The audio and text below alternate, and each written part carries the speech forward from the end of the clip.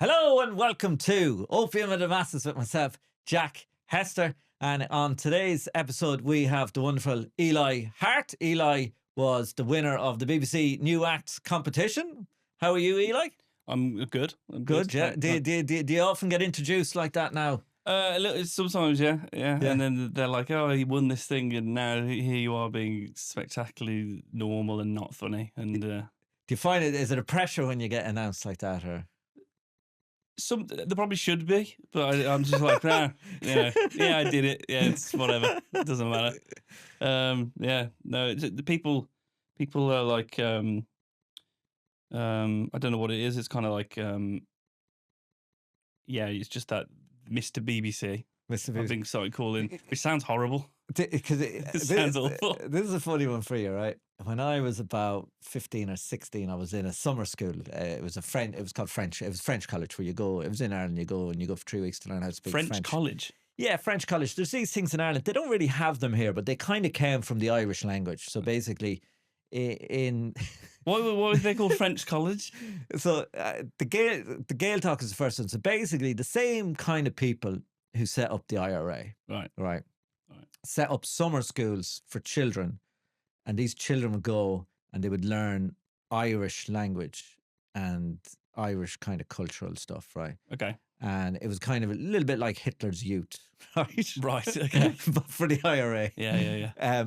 But people who aren't that into it would send their kids to it because you would you basically do classes in the morning, sports in the evening, but you learn Irish and then you do Irish in school. So it's good if you want your kids to do well in school. Right. So then people realised, we could do this for other languages.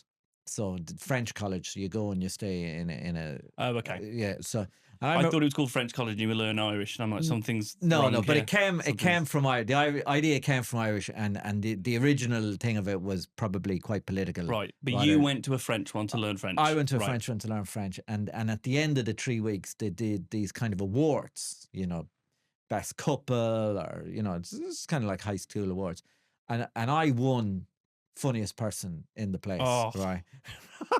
And I only won it because the one of the guys in the committee was a friend of mine, and he pushed for me to win it. But most people obviously didn't know who I was. And the guy who came second there was still a few days left of the course, and he used to follow me around and be like, "Tell us a joke then." And then he came second, like he's second most funny. Yeah, and he was fuming about it. He was fuming about it, and he would follow me around, and he'd be like, "Well, say something funny then," and he'd be, "You're not funny," and he would. Oh wow, that's second place. It's just a stinger, isn't it? Oh no! And I feel like he was. Did you know you were like nominated? Like no, there was nothing. No, I hadn't a clue. But why does he? He didn't even know. But he I don't know. I feel like he was trying to win it. Maybe he knew about it, but he was someone who would purposely go around the place telling jokes and making people laugh. Right. And, do you know what I mean? But when you're trying to be funny, whereas I was only, you just can't. I was only funny with the group of friends I was hanging out with. But Yeah. it just happened that one of the group of friends I was hanging out with. What was the voting system? There was no voting system. But who decided you? But one of the people I was hanging out with, so it was a fixed kind of thing, like, Oh yeah, so all right. But obviously it didn't matter. Like, it's not. I didn't get anything or anything. Oh, I thought it was like okay. I thought it was. It wasn't organised. It wasn't sanctioned by the school. No. It wasn't like no one got up and performed or anything. You didn't get like but like a teacher didn't go, all right, class clown is no. It was literally a group of people picked awards. Oh, this other guy's getting sadder and sadder. Like, it's not even a legitimate thing. Yeah. Like, so I wondered that, so it can be pressure wearing a crown, basically, is what I'm saying to you. It sounds like it was more pressure coming second. It's just more like I just was shy of the best, the first place, pole position. Anyway, I digress. We're here to talk about religion and God. So the first question I ask everyone I've done no research, by the way. Done no, well, I've absolutely done nothing. Yeah, but there's no need to just ask you questions about your life. So when you were growing up, was there any religious guidance or education? Like, did you go to church, mass, anything like that? I went to a primary school called Church of the Ascension. Church of the Ascension. Yeah. Right. Which sounds like, it's like when I was a kid, I didn't even I still don't know what that means. I don't know. I think they talked about it. Yeah. They talked about it a lot. He used to have like a weekly visit because there was a church opposite the primary school, and we used to, like the Beatles, just go across the zebra crossing and have like a weekly session in the church From the school. from the school. Yeah, it was Right. like I think it was every week. I think it was weekly, and obviously the head teacher was like a very religious guy. His mate, who was a reverend who had the white thing there, was there. I don't think he taught, but he just they would just they would just chat about football. So I think it was quite a churchy place, but it wasn't like Do this, do that. I don't think. Hey, well, I mean, it was a school, it was a primary school, but like they were like, don't do that, don't be an idiot. But like, but it was not. I don't remember it ever being like we're really gonna ram religion down your throats. But it was very, we did the whole. He's got the whole world in his hand. Did you have that, or No, maybe no. probably really Catholicism? It's not. Right, It's not as upbeat. See, this is when the research comes in handy. Like, I have absolutely no. I don't even know what kind of Christianity it is to this day. That you were doing? Yeah, someone asked me. And it's like, must have been Church of England. Yeah. That's the one Henry VIII started. Yeah. Because he wanted to get out of a bind with his missus. Yeah. Right. Okay. Yeah. It must have been that one then, and then it was but it was very we'd have assembly. Was it every day assembly? I can't remember, but we'd have assembly and then they'd do a prayer at the end. So it was religious. It was, but it was none of us small R religion. We all knew. What did you know? This is a joke. Like, this is not. We're not going to take this seriously at all. Right. But, so did you ever and did with your parents? Did they bring you to church at all? No, they're incredible. Sorry, the reason I laugh is just the idea of them being religious. It just really makes me laugh. No, not religious at all. Even though my name is Elijah. Yeah, which is a Bible name. A very religious name. Is it in the Bible? It must be. I know it's Jewish. But but it must be in the Bible. I know it's. Oh yeah, because the first test. Yeah, right. See the research and but I'm not named after. My brother's called Zachary, which is also another. It's incredible, but we're both named after characters in films that my mom fancied. Okay, who's Eli? There was a lawyer in it. There was a show called LA Law in like the 80s. Yeah. And there was a lawyer called Eli, and she really got the hots for him. Like, really liked him. So she just called me. We feel weird about it, like the fact that she's just named both of her sons after people she wants to fuck. I think it's really weird. But yeah, I've sat her down once and gone like, yeah, why did you do that? And she was like, I just like the name. And do people kind of assume a religiosity to you then? Sometimes, the yeah. Like when I was signing a lease with my landlord, he was like, "Oh, Elijah, you're the prophet," and I was like, £800 a month, of course, I'm the prophet. You know what I mean? Like, it's terrible, but he was like, "No, they're in the Bible," and he's the one who taught me that it's actually in the Bible because I didn't really know. Yeah, Eli. And so your parents, non-religious, didn't go to mass, and grandparents. Not really. I don't think so. No.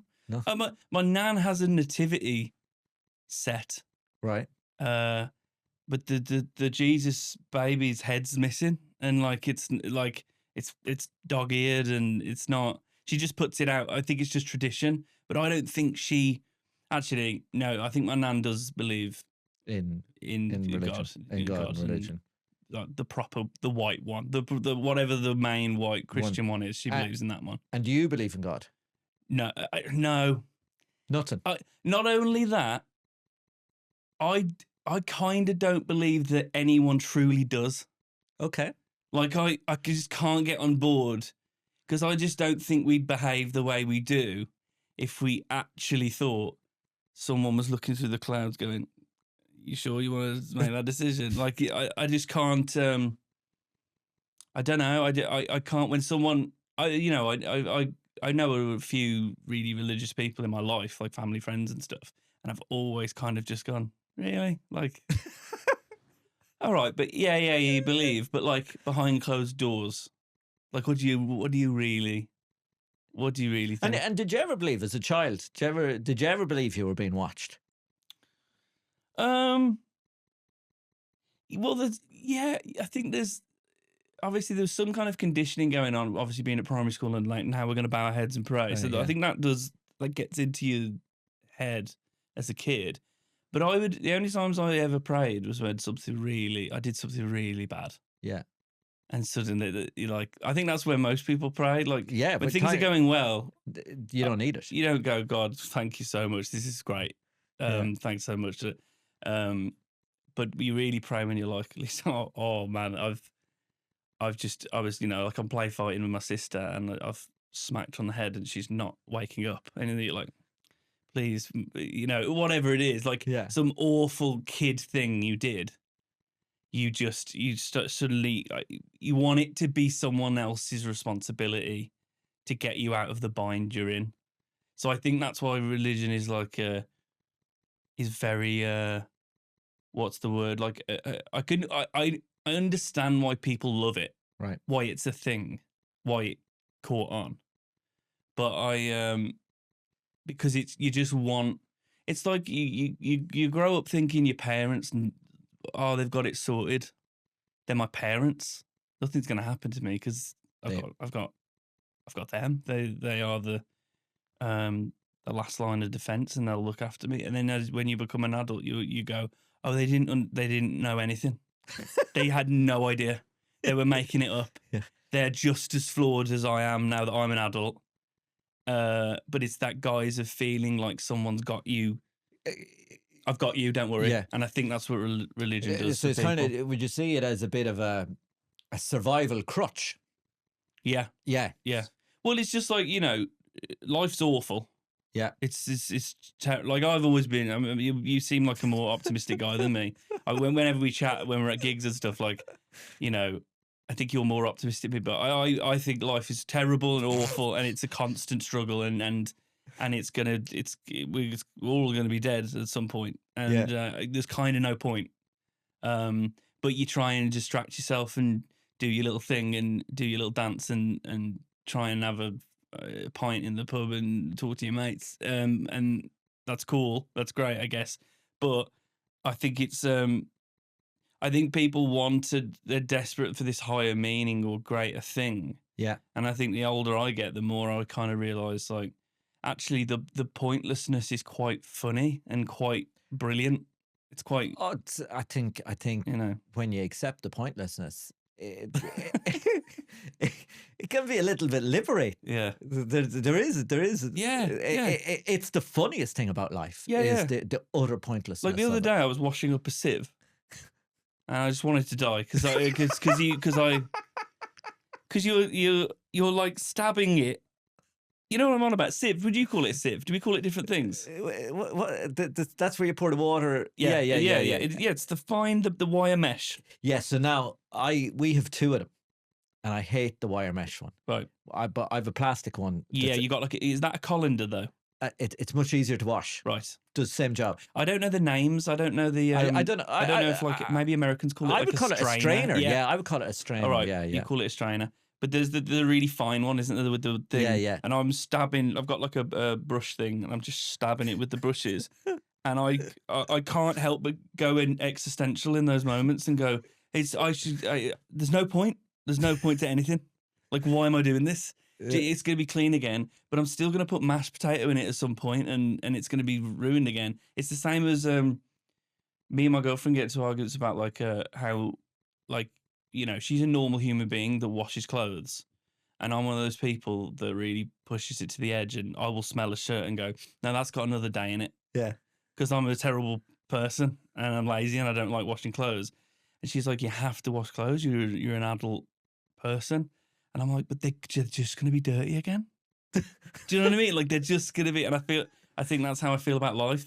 The futility of it. It's just going to be like like I went for a run and you go, I've got to do this tomorrow. Like, I've got to keep doing this. Well, do you know the story of Sisyphus from Greek mythology? No, I've never heard those sounds next together. Well, it's known as the curse. Sisyphus. Sisyphus, yeah, right. Sisyphus. I could be pronouncing that wrong now. That sounds but- like a slur. Yeah, but it's it's known as the curse of the businessman. He was condemned. He wanted to be greater than the gods, so he got condemned to pushing a boulder up a hill. And every time the I've boulder, heard of that. I've heard that. every time the boulder gets to the top of the hill, it just moves and it rolls back down, and he has to start again. And he's just for all eternity he has to push a boulder up a hill. Hang on, but he gets to the top and then it rolls. He moves it up to the top, and then the gods just move it over to the side, and it rolls back down, and he has to. See, I have a problem with the creativity of these religious stories. For example, that's not. I'd be like, that's, why does he ever reach the top? The story should be that it's just an infinite mountain. Yeah. Oh right, there should be. How much cleaner is that? Like like storytelling wise. But you see, with an infinite mountain, there's no belief that you can get to a victory.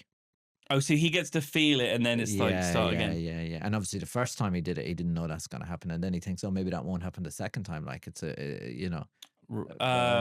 So he knows. Why does he do it then? Because I guess they force him. They force him, yeah. I'd be like, no, I'm not. I know what you're gonna do. I know what you're gonna do at the top. I know. You're like, we'll whip you. All right. Like, yes, that's my life then. So going back to you see religion as like a survival crutch, and then you're saying like when you're younger, you look at your parents and you kind of think, oh, they have everything under control, so that gives you an illusion of safety and security. And I think religion does that as well. And I think that's where the conspiracy theories come from too, because I think that idea, when people think of like a secret society, or that there's these puppet masters, these kind of people who meet up and control the world. And I think that gives people an element of safety. Isn't it the opposite thing where it's like actually... There's no control. Because I feel like most conspiracy theories like, actually, we're not safe because here's what's actually happening underneath. It's like, I get what you mean. It's there's a sense that someone is in control and things are being controlled. Yeah. And that is in some way we are puppets, but I think it's more like reassuring. With parents, it's like we're puppets, but I feel good about that because they're going to make sure whereas puppet me to school. Okay. Whereas this one is they're puppets, but they're doing bad things. Terrible, first. Eyes wide shut stuff with masks and. But bizarrely, I think that at some level people find that, because there's hope in that, because if everything's under control, but the outcomes are negative, then the people that they can just turn it, and they could make things positive. And I think for some people that's more reassuring than the idea that nothing is under control and nobody is really in charge. Yeah. I think the latter is like, it's that just seems to be the case when I look around. I mean, if I go out on the street and you like where I live, I just see some guy like who just looks nuts. Who's just nuts, and you're like, no one designed him. Like no one, you know what I mean? Like that's not. That's not someone's plan. Yeah. I like the idea of God. The most ideas of religion, if I'm not mistaken, are that we're all designed. We have this predetermined destiny.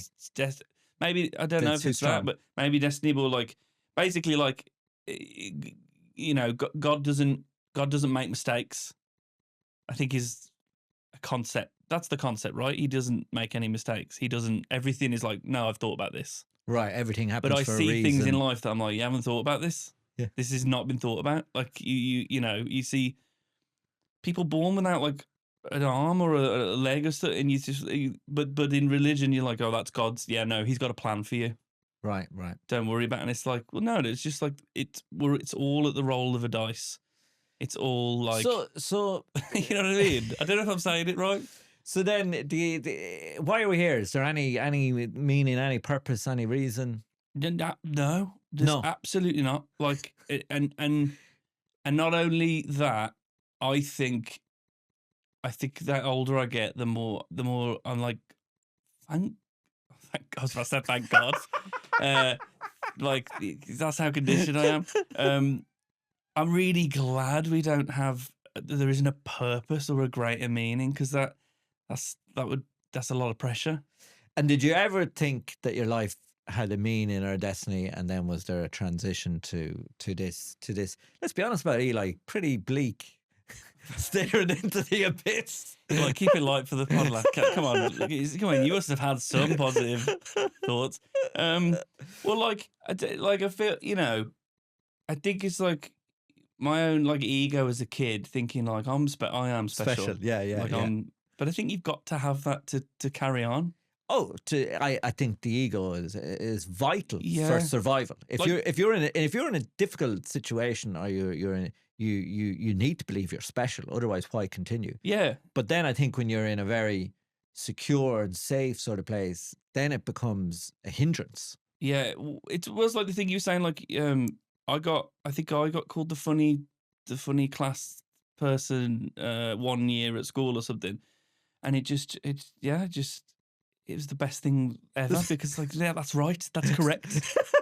That's correct. I'm special and I'm funnier than all these kids around me. And you've got to have that delusion, because that's not the case. There's obviously there's such funny kids, and like like a lot of people say that, like, oh yeah, you're funny, and like I can name so many people that are funnier than me, and they're just like these. They have these brilliant brains. But you just need to kind of have that. It's like we both do stand up. Like there is that delusional thing within both of us that no, it should be me with the microphone. Like I should be up there. Well, I don't know about you. The big delusion I had was I watched people doing stand up, and I thought, oh, that looks really easy. Yeah. And when I started, this is genuinely true. When I started, the 4th gig I did was King Gong in the Comedy Store. Oh, wow. And I had done 3 gigs to roughly 10 people. 3 gigs that were just other comedians at the gig, no one else. Oh yeah. And I did 5 minutes, and they went pretty well, like 3 or 4 laughs. And then I walked into the Comedy Store, there's 450 people or whatever. So Yeah. and I was there looking around going, I think I'm going to win this. That's so good. That's really funny. And the confidence I went up on that stage with, I remember, and I'll never forget it. I remember walking up on the stage with such confidence that there was a girl in the front row, and I saw her nudge her boyfriend and say, "This fella'll be good." I thought you said, I wish I was with him. And No, not you. I she thought goes, "This guy be good." And I remember watching the video back. Like I basically, it took them 2 minutes to realize I didn't have anything. My confidence had tricked them into thinking. I thought the story was going to be like, oh, I could do that. And then I went up and I did. And I can do it. And that was amazing. No. It took them, like, normally at King Gong, like they gong people off after 20, 30 seconds. Usually when the first... it's quite prejudiced. It's like someone who's like, it would be slightly posh. Yeah. Boom, gone. Yeah, we hate you. I kind of love that. Oh, yeah. But I've never done gongs as a have you not? comic. Never done them. Just always thought, I'm going to see how far I can get. Without. Because there's obviously there's a fear-based thing to it when I just started. I'm like, no, I'm not doing that. But there was also a part of me that was like, the idea that a coked up banker gets to decide when I'm done saying my joke, I just know I wouldn't get over that. I just would sit at home and be like, it would really get at me. So I have a lot of respect for the comics that just go up there. Yeah, it's interesting you talk about, but I came into I just didn't know. I had no navigational skills. No, I think that's the best way. I think it's the best way to go. Yeah, no, I'm gonna kill at the store. My 4th gig. I think that's the best mentality, because you have to have delusion in the first place. Like I remember my first gigs, like thinking like, I've got this in the bag. Like I've got some amazing material. Like you wait till they hear it. And then I come off stage and I got some laughs, and in your head you think, oh my God, yeah, it went well. And now I just can't listen to those sets. Oh yeah. Because you go back trying to find little bits of material and stuff, but I can't listen back. It's so slow. I'm so slow. I also had it too, where there was one time at the Blackout where I did get gonged off, and I was so discombobulated that I couldn't believe that they had gonged me off. That's so funny. You're going, really? Really? I couldn't believe it. And I went, and it's the DLR in Greenwich. And unlike the Underground, the DLR, you have to press the button to open the door. Wow, you just And thought everything. I was so in my head, right? I was the only one on the platform, That's and I was great. so in my head, and I was at kind of at the front of the train, and then I'm waiting for the door to open, and then the train starts pulling away, and then I realize I have to put the finger on the button. So as the train's pulling away, I put my finger on the button, and the people in the carriage now realize that I have not realized to press the button Yeah. in time, and they're pulling off, and just a whole carriage of people. You were just there to see a train stop and go. A whole carriage of people, but the people in the carriage saw me press the button. Yeah. You know. See, this is what I'm talking about like there's no God, because like there's too many things in life that every train has a different button thing. Yeah. It's why isn't they all But there's a bit the more same? uniformity. Yeah, like mic stands in comedy clubs. Every mic stand is different. Yeah. One's a bit wobbly. One has a thing with you squeeze the thing, and you have to kind of go, oh, what's this one? And I wish there was just a uniform. But this, I know it's hyperbole, but like that's the kind of thing that makes me go, there's no God, like because it's too random. Well, it's one of the questions I normally ask a bit further down, but I might go with it for here now to see. So I'm right into the thick of it. If you met God, like what would you say to him? You'd be like, I got not enough uniformity. I'd say I got some questions for you, dude. I got lots of questions. I'd just be like, you have some explaining to do. Go on, yeah. Well, I mean, I'd just be like, well, I mean, like all of the really horrible things in the world. Yeah. That, like, where there are victims and people that didn't deserve the thing that's happening to them. That is something that needs to be kind of addressed. Like, why is this amount of suffering? But then the people who kind of maybe perhaps would deserve that suffering or deserved punishment, they don't, and they have yachts and very good lives. Yeah, but he would just say that the those who suffer now will inherit the kingdom of heaven, and those who behave badly now will go to hell. That's a bit gatekeepery, I think. That's a bit. See, it's like I've heard the stories. It doesn't feel like it's not it's not like it's not a guy I can stand behind and go, yeah, no, that's the right. Like I feel like I have a better moral compass than God. I feel like I'm a better bloke because with all the rules and all the things and like, and I just sit there going, take that out, take this bit out, change that. That's weird. And obviously, it's such a product. My dad has this thing where he's always said to me, he's like, I don't believe in God, I believe in dog.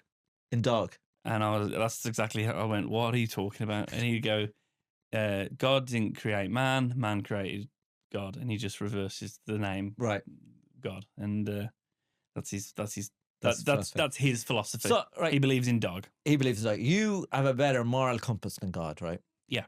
So let's just. I genuinely think I do. I don't think I'm being facetious by saying that. We'll see how you get on with this one then, right? So let's just assume. I don't, by the way. I'm a terrible person. But carry on. Well, let's just assume there is a God and he's a being, and you die and you're at the gates of heaven, and God says to you, Eli, I'll be panicked immediately. Like, oh no, Eli, no. Give me 3 examples of good things you did while you were alive that warrant your entry into heaven. What would you say to him? Okay, first one. Okay, when I'm at parties, this might not seem like a big deal, and he could laugh at me. I don't care. When I'm at parties, I do this thing where, like, you have your clusters at your parties, clusters of people, and you're talking, right? And very often there's someone who kind of wants to join your cluster, but they don't have they perhaps maybe don't have the social awareness to just come in, or they don't know you enough, or whatever, or It happens a lot with comics, like a couple of comics are standing around and there's another comic who's maybe doesn't know us that well, but he's obviously wants to be involved. But they just linger. They're in this kind of purgatory. I consciously make eyes with them and go, hey fella, how you doing? And I make them come in. I bring them in. Do you know? I do that a lot. Someone as Ali Wood said that's true. Do you know? I would nearly say that is such a good thing that if I was God, I just let you in on that alone. Yeah. Because I think that is No, but I feel like he's maybe that's such looking a- for, I think that's such how a... much did you give to the Red Cross? How much, whatever. Like, is he looking for something that's a bit more? I'll tell you another story that bothers me. You probably know where the story's from. I don't know if it's from the Bible or I think it was Jesus. But there's obviously a thing at the church, a bowl for donations, and that's how uncharitable I am. I didn't know the name where you give money donations, and obviously a king or something comes in and puts a bag of just money, just poof, gold, lots of gold, just poof, a bag of money. And then a really poor, and then he's saying like, yes, I'm rich, whatever. I can't remember the story. And then an old like homeless woman comes in and drops her just tiny penny, whatever. But then Jesus says to the king, I'm probably getting loads of things wrong from this story, but Jesus says to the king, she's put in more money than you. Jesus says, yeah, he's put in more money than you. And the king's obviously like, what do you mean? No, she hasn't. And he's like, yeah, because she's put in everything she had. And you've just did it. And I mean, even as a kid, hearing that story, I thought, if I was the king, I'd be like, do you want a new roof? Like, do you want to fix the leak in the church? Like, because her threepence ain't going to cut it. And I just feel like I get the point of what Jesus was saying about like she's put more in, but it's like it's still money. It's still a lot of money to the church. I don't understand why Jesus has to be that guy. Yeah. Does that make sense? Yeah, but I think there's a thing in the Bible, isn't there, that it's easier for a camel to walk through the little hole on a needle. It's easier for a coward to walk through. A camel. Oh. To walk through the little hole in a needle than for a rich man to get into heaven. That's a saying, I think.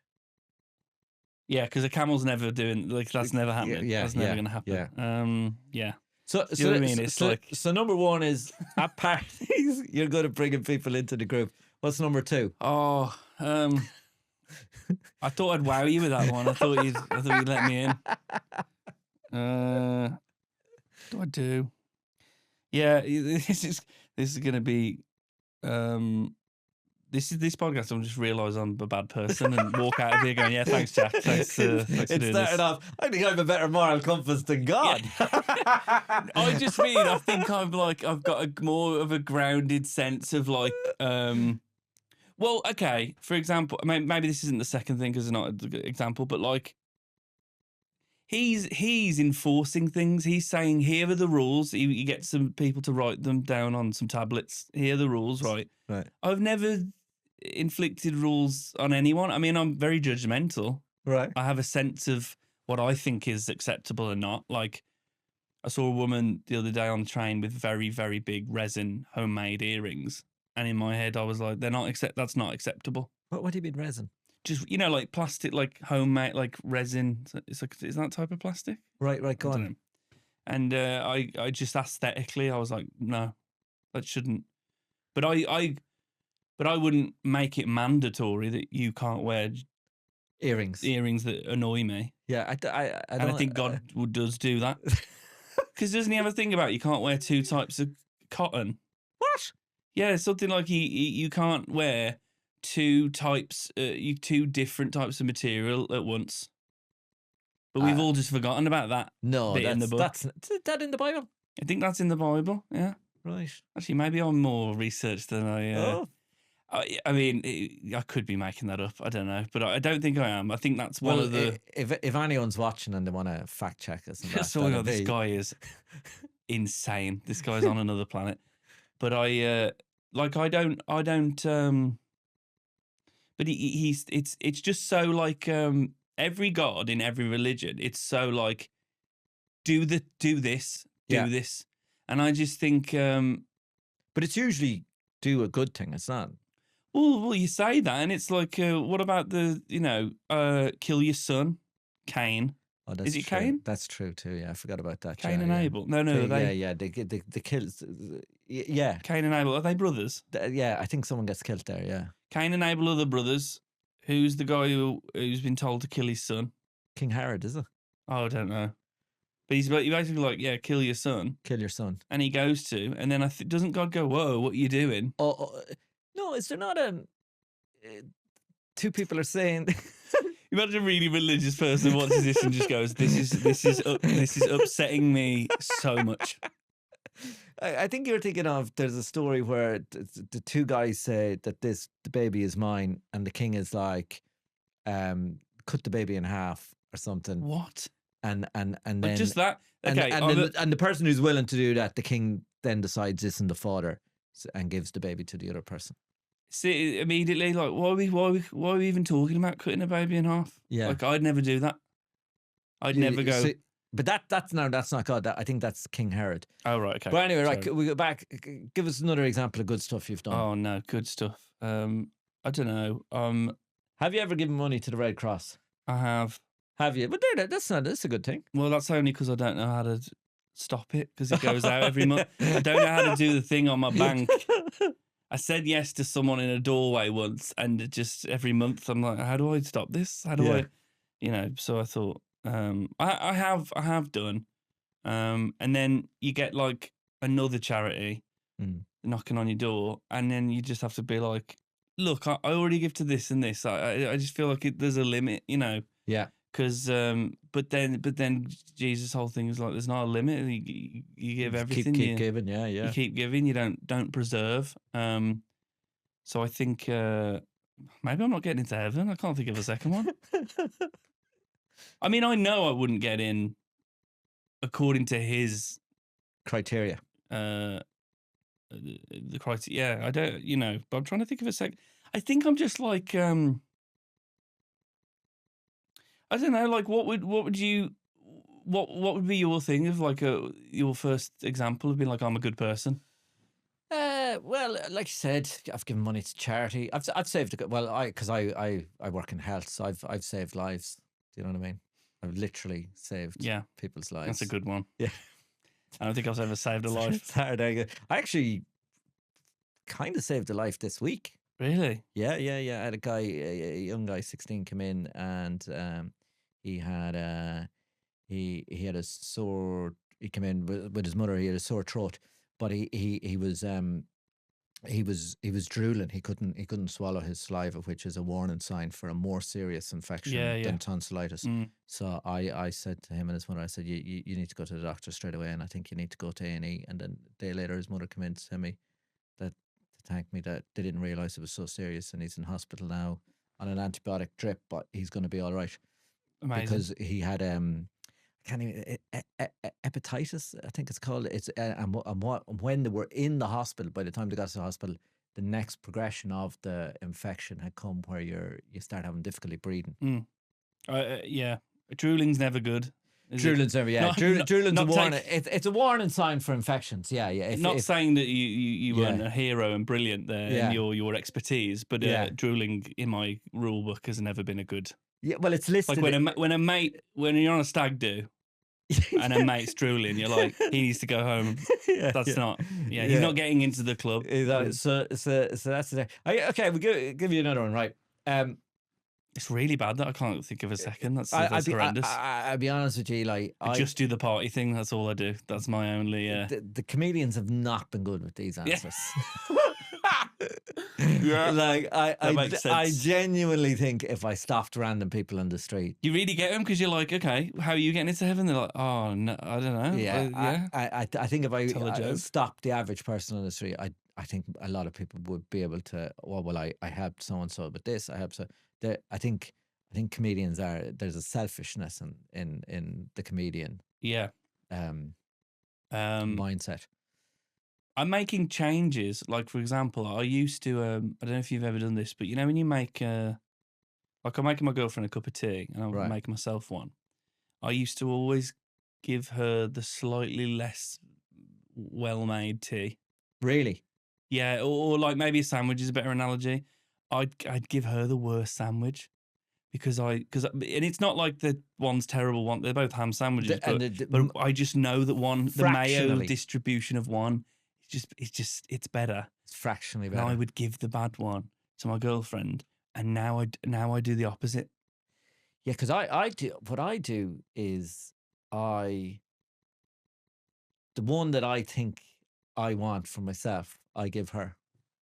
Yeah, that's you Is that what because you're a great person. I've only just started doing that. Yeah, I don't think I always did that, but 'cause I've started to do that. because my girlfriend confronted me about it, like, because I laughed about this. I was talking about this with someone, and she went, "You do give me the worst thing all the time," and I was like, "Oh, she's aware." She know because I thought there's no difference, Yeah.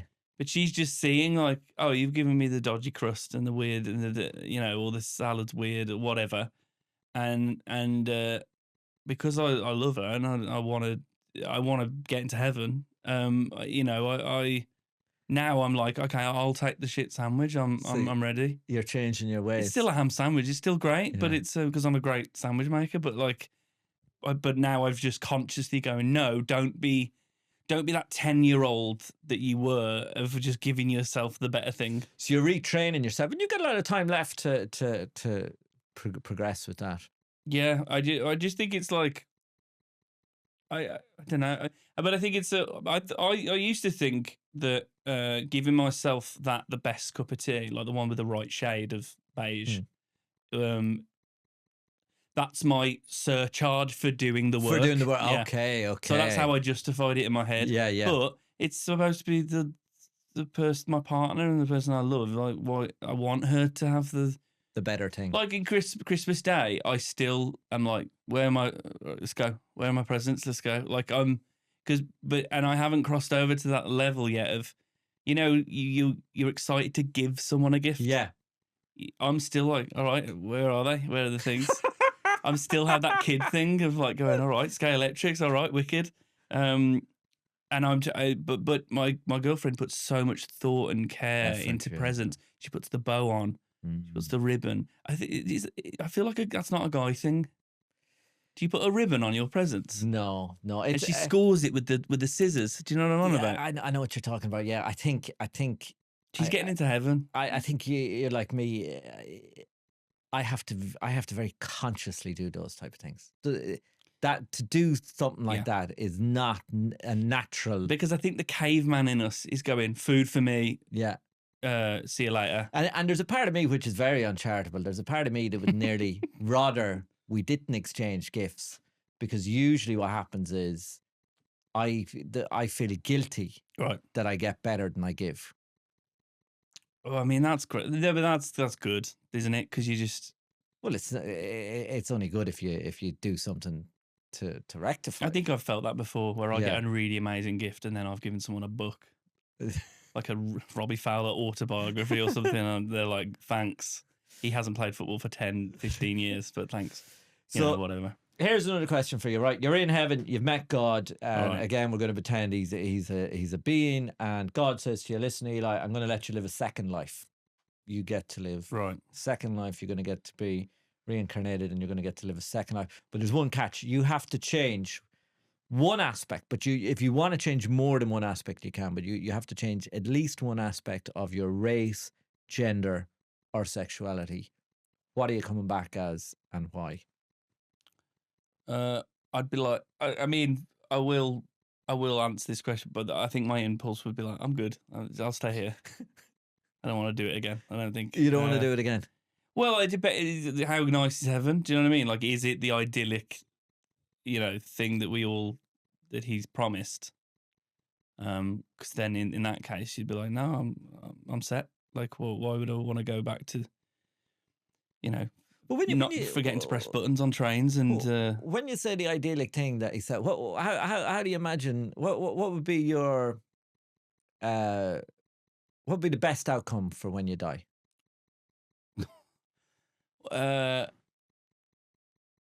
Well, like answering honestly, there's just blackness, nothing.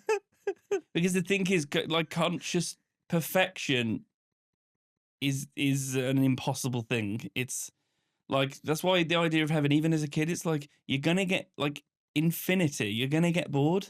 Yeah, you know what I mean. And it's gonna be, and then all the people from your life slowly start dying and joining you, and you're like, oh, this guy, like, I've had enough of you on Earth, like, and you're here.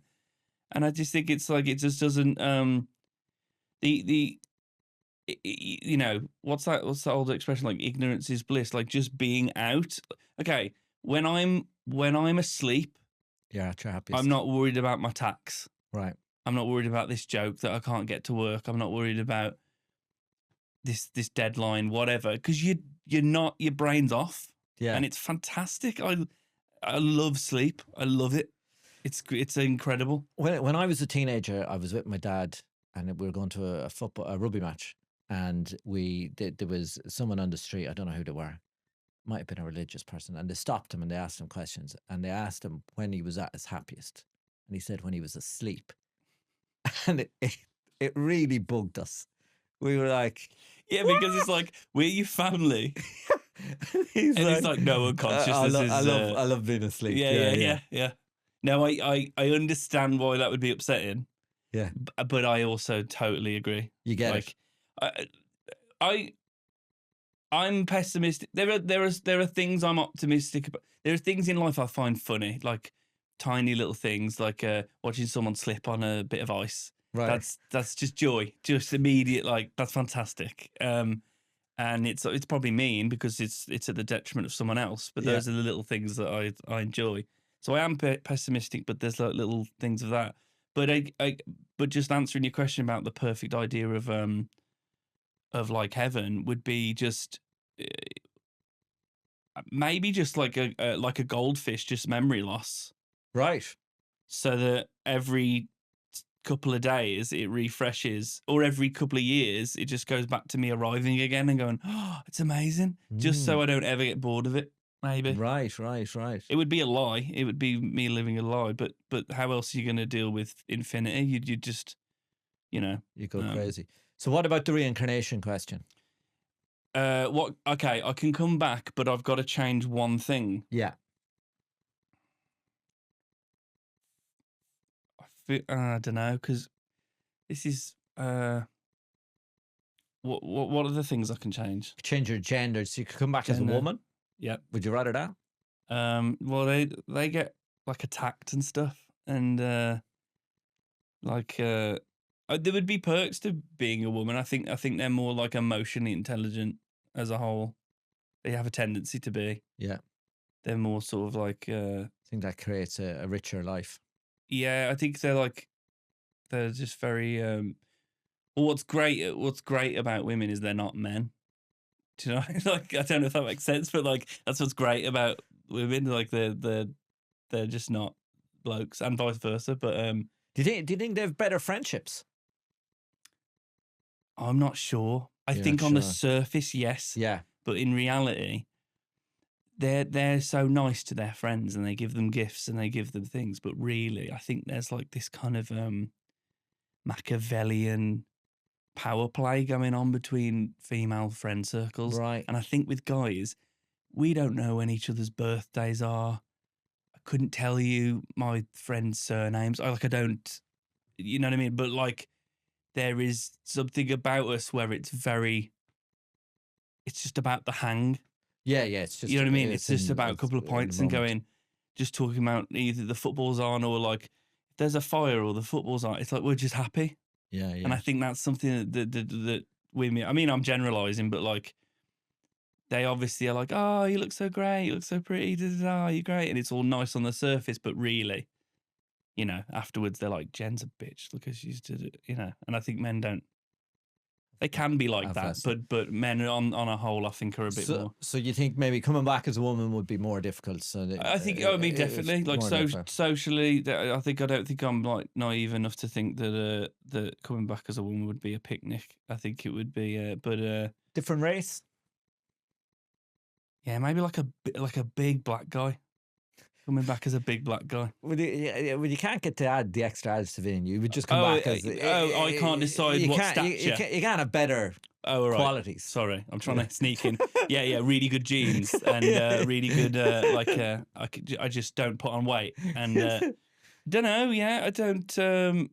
I've always felt that black people are significantly cooler than white people. Yeah. So I've always felt like that would be at least I'd have that cool. I'd have the coolness. You'd have the coolness, yeah. But yeah, I don't know. I don't know. If God offered me that, I'd be like, all right, just roll the dice. Like I don't. What's all this game? I Give don't me like a these. pick a mix. Give me a pick a mix. That's a good answer. Give me a pick a mix. Like just Yeah, I think I'd be like, just- okay, just give roll me the dice because and- otherwise it's like there'll be cons to All of whatever them. I pick, Yeah, yeah. and then I have only myself to blame. So at least I could blame someone else. But my honest answer is, if I keep getting like, if God keeps knocking on my door at on my flat in heaven, what do you want? What do you keep coming with me with these things? Like, leave me alone. I'm just trying to watch. I just want to be left alone. So we're coming to the end. Normally, I finish by asking people if they met God, what would they kind of say? And we sort of had that thing. So just kind of for people to kind of summarize the chat with you. So would you class yourself? You're a committed atheist. You're almost nihilistic. What's the difference? What's the difference between those two things? So I think an atheist doesn't believe in God, and I feel like a nihilist doesn't believe in anything. Yeah, I mean, I think I believe in. I kind of believe. I don't know. I think sometimes, you know, when you share an amazing joke with your mate, or like when something really funny happens, or something really like heartwarming happens, or you know, something with the family, or something with your friends, there is this something that some semblance of feeling that makes me think it's about something. There's something else, right? But then there's also a part of me that goes, that's my brain doing what it needs to do to think that there's a reason to go on. It's chemistry, yeah, and I just think like the I probably am just deep down, like on paper, a nihilism person, whatever the word is. I don't know, a nihilistic person, because it just makes, like, to me, it's just you look at, all you've got to do is look around for 10 minutes and realize, like, no one, there's no rule, like all bets are off. I know there's laws and stuff, yeah, but really, you can do anything, and everything has this just sort of natural randomness to it. Do you think there's a cosmic consequence to doing bad things? No, I think you know, the universe is indifferent. Billionaire people who, I mean, you know, there's probably billionaires that are lovely guys, and they're just through hard work and being crafty, they're billionaires. So I don't want to just say all billionaires are just. But let's take, like, if someone is a really Machiavellian, like a wrong-un, proper wrong-un, but they have they've got they've got all the money. Like, they're gonna die peacefully in their bed because of the money.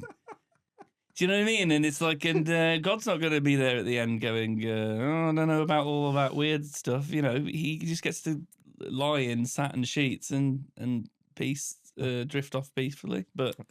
So I don't believe in that consequence thing. So we'll finish on this now. Yeah, and then you can carry on with my nihilistic life.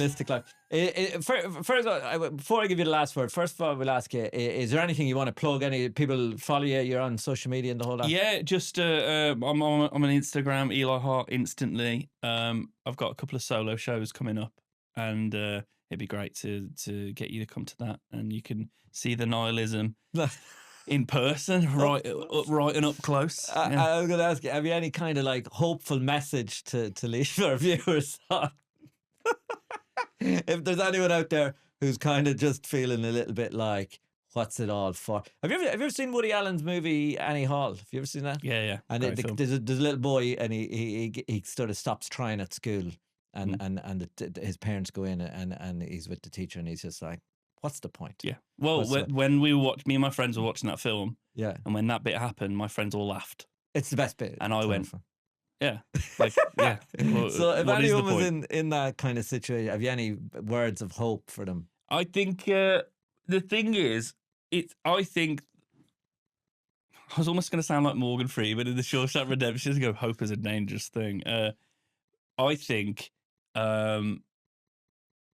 I think it's kind of dangerous to kind of try and look for a thing, because you're not necessarily going to find it. Right. You're not necessarily going to find purpose or find meaning.